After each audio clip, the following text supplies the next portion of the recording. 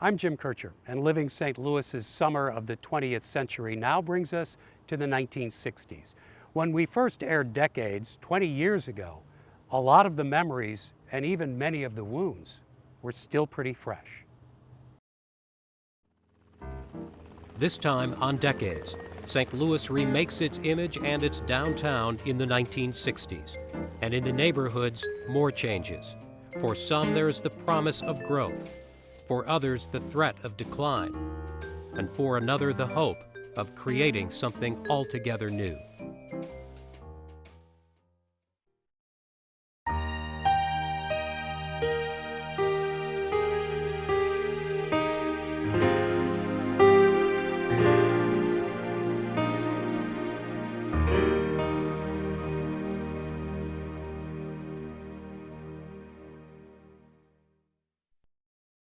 Decades was a co-production of the Missouri History Museum and the 9 Network of Public Media.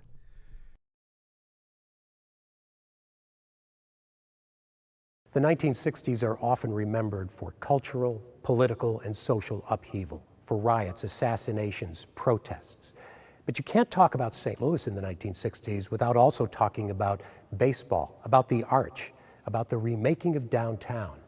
But that public face did in fact mask some pretty serious social issues.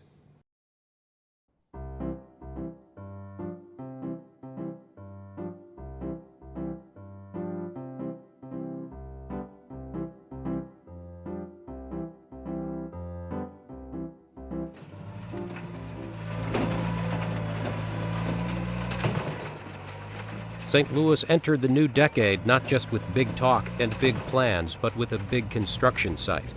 A hole was being dug on the riverfront 60 feet down, and the first concrete would be poured to support a massive monument, an arch symbolic of the city's historic role as the gateway to the West.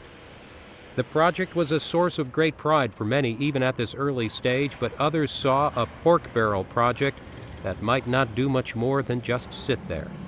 This was an aging industrial city with serious problems. Business, shopping, jobs, factories, and middle-class residents were leaving the city, and St. Louis was building an arch. In fact, I think there were a lot of skeptics about the arch and a lot of critics about the fact that they had selected that solution for what was happening down there. Now, if the arch had not been such a singular success as a symbol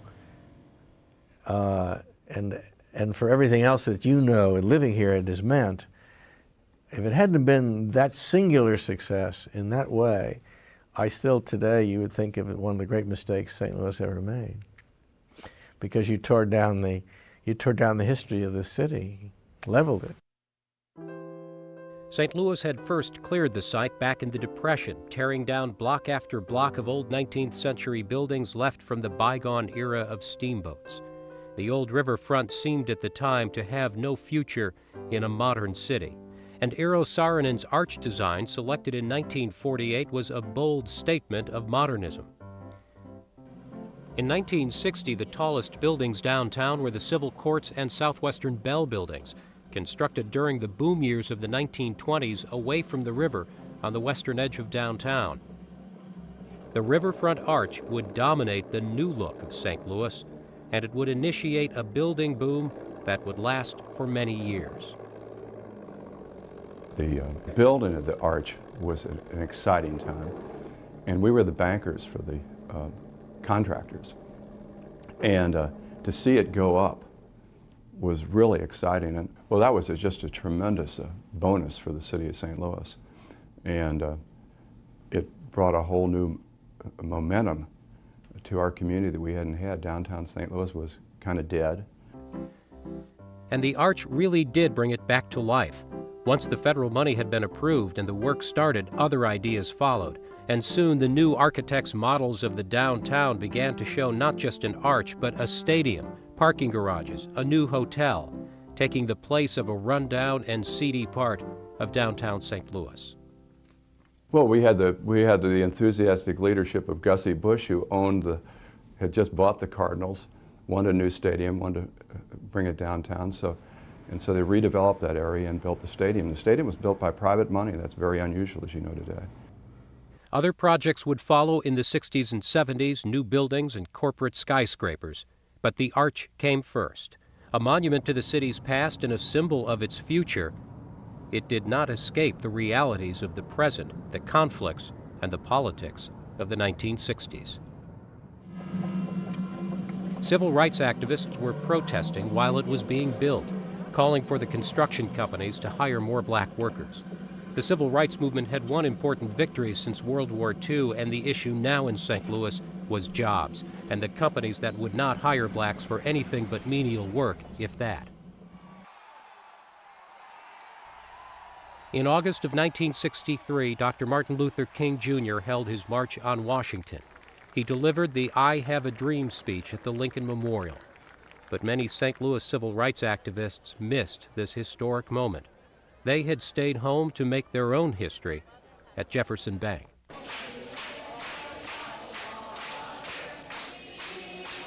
It was the first time that we had had a major confrontation between the power structure, the in-group, the business community, and just the average African American.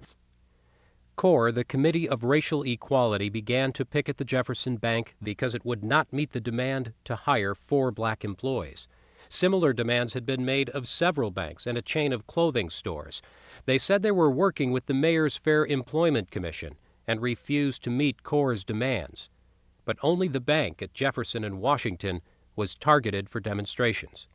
The management there was ready with an injunction prohibiting demonstrators from interfering with bank business, and at first they did just march outside. But late in the afternoon, some protesters entered the lobby and others followed.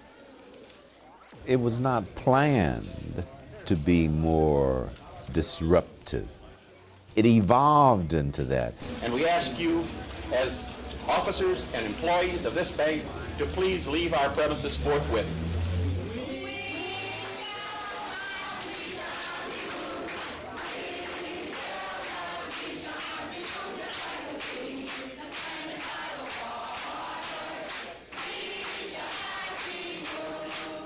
There was disagreement among civil rights activists about the use of such confrontational tactics. But broad support came after the protest was over and everyone went home. That night and into the weekend, protest organizers were arrested and charged with violating the injunction. It was then that Jefferson Bank became a cause. The Jefferson Bank was a fascinating example of cohesion among black lawyers because that case mobilized all of us. And on that first day in Judge Michael Scott's courtroom, the walls were lined with black lawyers. There were more demonstrations outside City Jail in support of the defendants, including Norman Say and City Alderman and future Congressman William Clay. And for months, protesters continued their pickets outside the bank until they began to see real change. The demonstrations ended because the banking industry and other companies began employing African Americans. In fact, while we were in jail, companies were going out to the Urban League, the NAACP, to various social organizations, political organizations, and employing African Americans. And so that's how it ended. Early the following year, Mayor Tucker's Employment Commission announced that since the previous summer, local banks had hired 84 Negroes into office, clerical, and training positions. And throughout the city, more than 1,000 blacks had been hired or put in training programs by all kinds of companies. 13 of them had never, ever before hired a black employee. It was 1964. St. Louis would mark the 200th anniversary of its founding, and a lot of the old things were making way for the new. The Cardinals won the pennant that year in the old ballpark on North Grand. Within a few years, it would be gone. There were still streetcar lines in 1964 that hadn't been replaced by buses, but they too were a part of the old St. Louis and would soon disappear. And downtown, everyone could see now that the great monument was going to be more than just a dream. President Lyndon Johnson visited that year to help kick off the city's bicentennial. You faced a hard choice, and you made it. The people of St. Louis chose progress, not decay. A new spirit of St. Louis was born, and today you look to the future with new pride and with new confidence.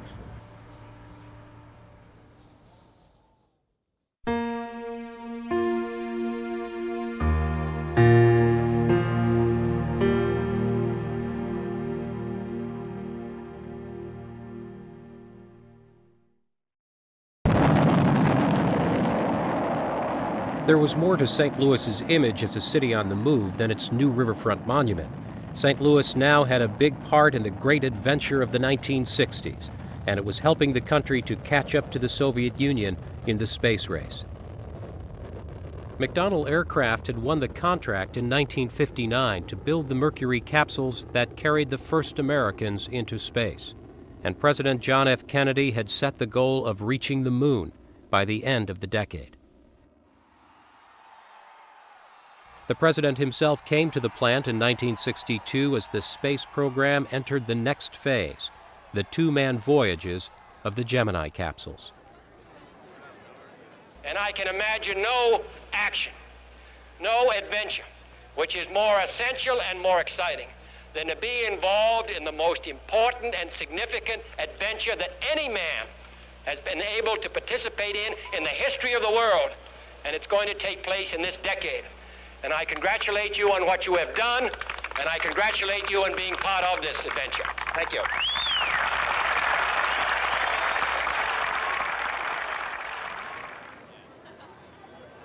Kennedy was given a tour of the plant by James McDonnell, who had started his company in 1939 with just one employee. It had built aircraft for World War II, Korea, the Cold War, and now for space travel. And it had grown into one of St. Louis's largest employers. Its location by Lambert Field had helped make North County a booming suburban area. Before the war, Florissant had been a little town with just a few thousand people, old homes, corner groceries, and neighborhood taverns. Between 1950 and 1960, it grew from 3,800 to 38,000 people. Well, I came to Florissant in 1958, and I had been living in University City. Well, I tell you, until my husband's family moved out to Florissant, I didn't have any idea where it was, much less how to get out here. It might as well have been Kansas City. There were growing pains as this small town grew into a giant suburb, newcomers versus old-timers on issues like historic preservation. And there was a heated debate over a new city charter, which passed, and the old mayor was voted out. And even though the post-war housing shortage was over, the growth continued. By 1970, Florissant had a population of 65,000 people. Much of the county's gain had been the city's loss. I think with the civil rights movement, many people who were living, especially in North St. Louis, were fearful of what was going to happen. They were fearful that their property values were going to be dropping. They didn't want to be the last white family in the neighborhood. And so they were looking for an escape route. And Florissant was the logical, natural place for them to come. And they did. It's important to remember this is a world before 401ks and estate planning. The only thing of any significance that most people own, if they can even do that, is their homes. And that's a very important thing to keep in mind when you try to understand why people were so afraid, why people were made so panicky by the prospect of losing all the equity. They didn't have any other cushion. And what they saw happening in the old neighborhood was real, that when blacks began to move into a formerly all-white neighborhood, the houses began selling for lower prices. It wasn't just the white homeowners who made that happen. Real estate agents, black and white, took advantage of and sometimes created instability. And banks, even federal government policies, considered new white suburban neighborhoods to be good investments, older, racially changing neighborhoods, bad investments.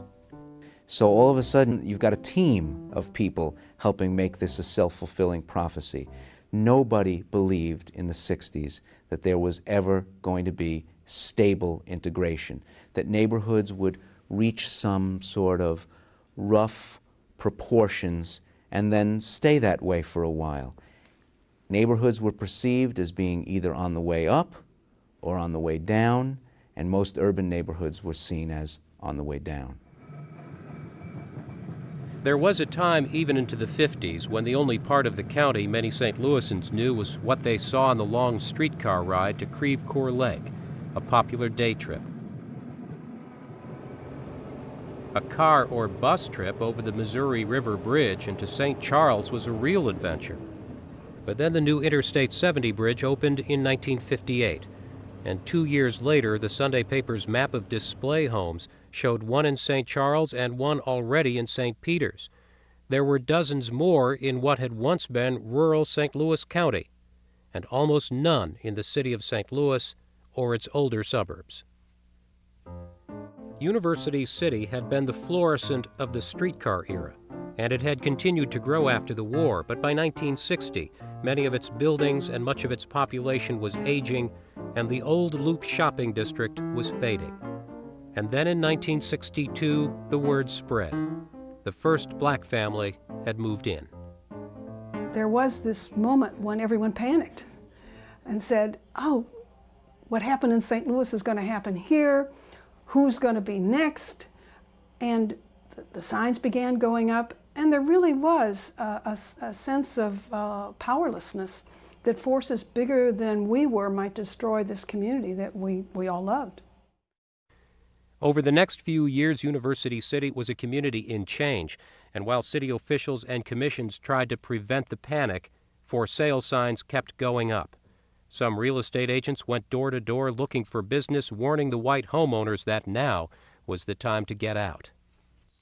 My very first city council meeting in '67, I mean, there were mobs of people saying, you're either going to do something or we're leaving.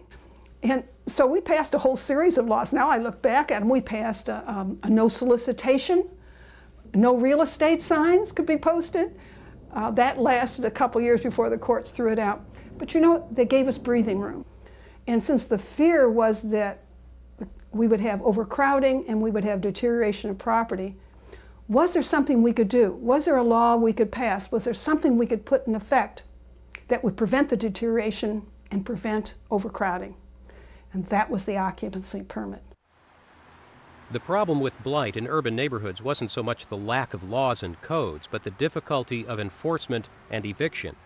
By requiring an occupancy permit, U-City could make sure the laws were followed before property changed hands and before people moved in. Some civil rights activists called it the Negro Occupancy Permit Law. But black homeowners already living in University City had been among the first demanding the council do something. We took the heat from the real estate industry and the lawyers and the civil rights community and all the other people who thought there had to be something wrong with this. Many whites did move out and many blacks moved in. Housing prices declined before they went back up. And the pattern of racial change, abandonment, and blight had been stopped, even if full block-by-block integration had not been achieved. There were those in the 60s who believed a fully integrated community might exist if it could be built from the ground up. In the empty spaces of the Mill Creek urban renewal area, nicknamed Hiroshima Flats by the critics, low-rent housing was being built by private developers backed by the federal government. This was to be a new kind of housing project. I wanted to keep people in the city, and I wanted to be integrated, frankly. And all the projects we built were either white or they were black. They were not. So that's the reason we decided that we would undertake to build LaClede town. So we did it, and it was successful from the very beginning. We had a waiting list, 300 and 400 people. And the people who came to live in LaClede town came from everywhere and anywhere, socioeconomically, ethnically, racially, and it was just really wonderful to see how we worked it. We had our differences, and people were there were like, well, we're supposed to have differences. But that integration and diversity, the students, the artists, teachers, activists, it didn't happen naturally. LaClede Town was run by a man named Jerome Berger, and he was the social engineer. It didn't matter what federal rules said about fairness and non-discrimination. He decided who got in and who didn't, and into which apartment, in which building. His role was clearly to make sure that this was, if not utopian, an ideal community made up of a whole bunch of different kinds of people that were going to make this new concept work, and integration in all its form.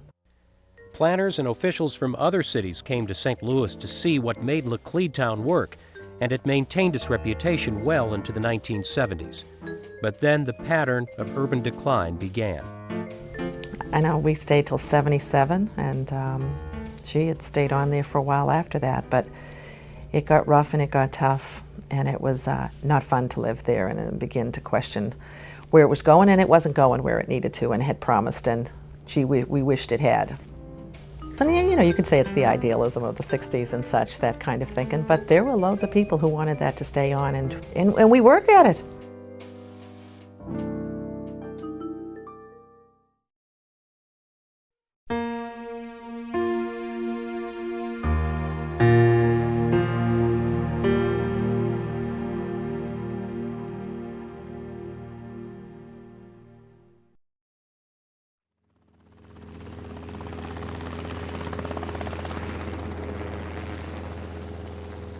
The Gateway Arch was topped off on the morning of October 28, 1965. National Geographic featured St. Louis in its November issue, saying a new spirit soared in mid-America's proud old city. Raymond Tucker was quoted as saying the era of the wrecking ball was just about over, that St. Louis had made the room and now it could grow again. But by then, Tucker was out of office. The man who had overseen the building of the arch was defeated by an alderman who would now take over the marketing plan. The new mayor was a colorful man with the colorful name of Alfonso J. Cervantes. He had the energy to lead what he and just about everyone else was talking about. The rebirth of St. Louis. I found Al Cervantes to be an absolutely fascinating man, dedicated to what he was doing. Tucker and he didn't get on. Civic Progress and he didn't get on. He started his own group, a considerable notch down from Civic Progress, the Ambassadors, because he wasn't Civic Progress's kind of guy. Cervantes was a do-it-my-way kind of guy, and that didn't always fly with some of our strong personalities. Still doesn't today. When Cervantes took office, St. Louis was on a roll. The new baseball and football stadium opened in 1966, and the city hosted the All-Star Game that summer. And in the following 2 seasons, the Cardinals would be in the World Series, beating the Red Sox in '67 and losing in 7 games to the Tigers in '68. At the arena, a collection of hockey players was being turned into the new expansion team, the St. Louis Blues, offsetting the loss of the basketball team when the Hawks moved to Atlanta. In the 60s, St. Louis would win some and lose some, and nobody knew that better than A.J. Cervantes. The mayor is remembered for helping to bring a replica of Columbus's ship, the Santa Maria, to the riverfront as a new tourist attraction, and then it broke free in a storm and sank in the river. It was repaired and brought back, but it just didn't make it. It was taken away to Florida, where it was destroyed in a fire. He was always out there trying to get something done, but that marketing enthusiasm can sometimes get you in trouble. An even bigger and more expensive fiasco was the Spanish Pavilion, said to be the most beautiful building at the New York World's Fair. After its closing, the pavilion was free to anyone who wanted to take it apart, move it, and put it back together. Cervantes was convinced it belonged in downtown St. Louis. I knew it would just be great as a tourist attraction, and that people from all over the world would then come to see the Spanish International Pavilion. Private funds were raised for the project, which became far more expensive than anyone imagined, and then when it was all done, it just didn't seem clear what the Spanish Pavilion was supposed to do or be.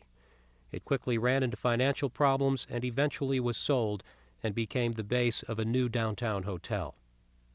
But Mayor Cervantes would leave his mark. He pushed hard for a bond issue that built a brand new downtown convention center, a key to the city's new business of tourism. But one of the most important pieces of the new downtown was one of the least glamorous. The Poplar Street Bridge opened in 1967, an 8-lane toll-free bridge at which more than 100 miles of local interstate highways would converge. They would help to bring the visitors to the Arch, the stadium, and the convention center. But every day, the highways would also be packed with cars heading out of the city, passing the aging neighborhoods and stores, and going out to the new suburban subdivisions and shopping centers. If we cannot yet know all the answers we need to know, we can and do know that for the problems of urbanization, this is the decade of decision.